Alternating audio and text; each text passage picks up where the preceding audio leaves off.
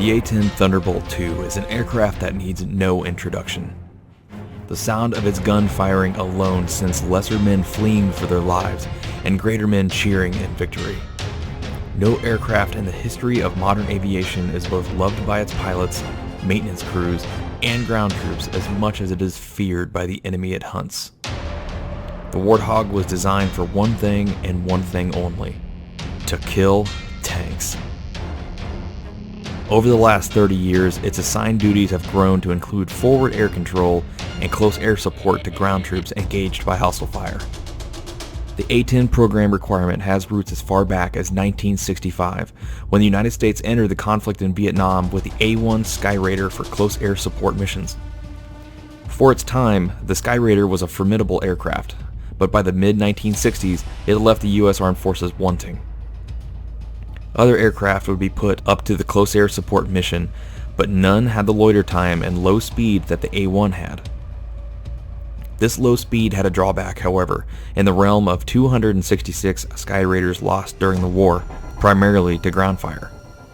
The services would go back and forth until the U.S. Army fielded the AH-1 Cobra attack helicopter, effectively closing the gap in the need for a close air support aircraft to directly support ground troops. The U.S. Air Force was worried that without a dedicated CAS platform of their own, that the Army would get the primary CAS tasking instead. In 1966, the AX program was born, which followed the requirements of a previous Air Force close air support study that determined a simple, inexpensive, dedicated CAS aircraft at least as capable as the A-1 was needed. From this platform, doctrine and tactics would be created that mirrored the anti-armor and close air support role of U.S. Army helicopters.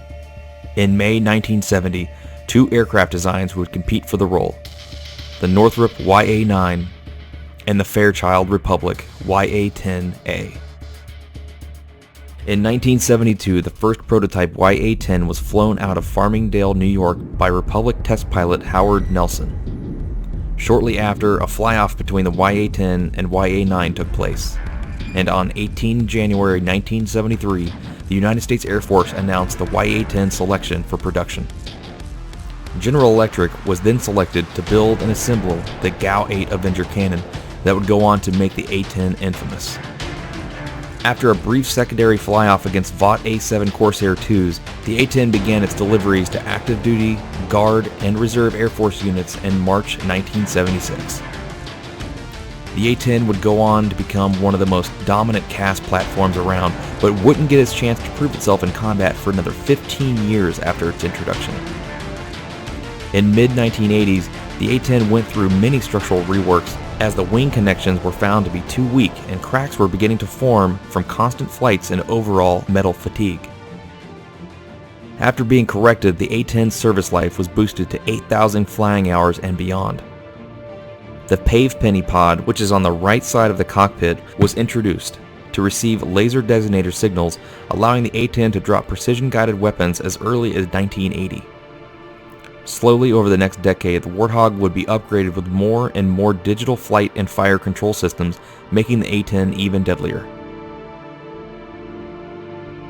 In 1991, the A-10 made its combat debut during the first Gulf War, in which it destroyed an incredible 900-plus Iraqi tanks, over 2,000 other military vehicles, and approximately 1,200 artillery pieces, as well as making its first two aerial victories, downing two Iraqi helicopters with a GAU-8 cannon.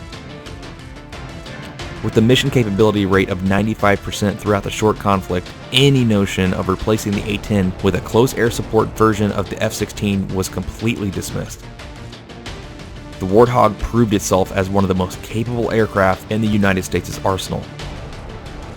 The A-10 would go on to fly combat missions in every single conflict after its debut, to include Operation Deliberate Force in Bosnia in 1995, Operation Allied Force in Kosovo in 1999, and all the way into Operation Anaconda and Iraqi Freedom. A-10s have sporadically made appearances in Afghanistan, being deployed in rotations to keep units combat capable. In 2007, the first A-10C reached initial operating capability, deploying to Iraq in September of the same year. This modernized A-10 includes a glass cockpit, enhanced precision-guided weapons such as the JDAM and other smart munitions, as well as Link 16 support and all-weather combat capability at an overall cost of $2.13 billion. In 2011, the final A-10 would receive the A-10C upgrade, completing the fleet upgrade from the A model. Advanced targeting pods like the AN/AAQ-28 Lightning and Sniper XR pods would be fitted to a wing hardpoint, negating the need for the PAVE Penny, and subsequently saw the removal of the pod from forward fuselage of most aircraft. Of all the weapons that have been introduced to the A-10, none are more notable than the GAU-8 cannon. The fuselage of the A-10 was literally built around the cannon itself. The gun is off-centered to the left just slightly, while the firing barrel is the starboard most barrel in the gun itself, effectively making the gun centered when firing. The GAU-8 is capable of carrying 1,350 rounds and spits its 30mm high-velocity anti-tank shells out at an eye-watering 3,900 rounds per minute. That means the A-10 has about 28 seconds of trigger pull before the gun is empty. Anything longer than 18 seconds and the gun barrels become warped and molten, vastly increasing the chance a round will cook off. Thus, short bursts of about 2 to 5 seconds are used. This is more than enough to reduce a tank to smoking ruin.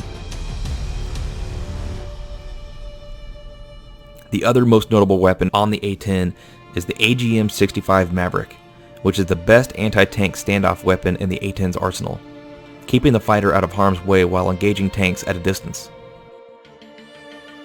Other weapons such as dumb bombs, cluster bombs, and GPS and laser-guided bombs are common sight on A-10s in any given mission. The A-10 survivability lends to its incredibly sturdy build, as well as the numerous armored plates surrounding both the pilot, gun magazine, and many critical spots where other aircraft would be brought down should enemy ground fire make contact. The hardiness of the A-10 has been seen time and time again when multiple aircraft come back with battle damage that would render other aircraft as scrap. But the A-10 charges on. Two General Electric TF-34 GE100 turbofan engines are mounted high and above the aircraft's center of gravity.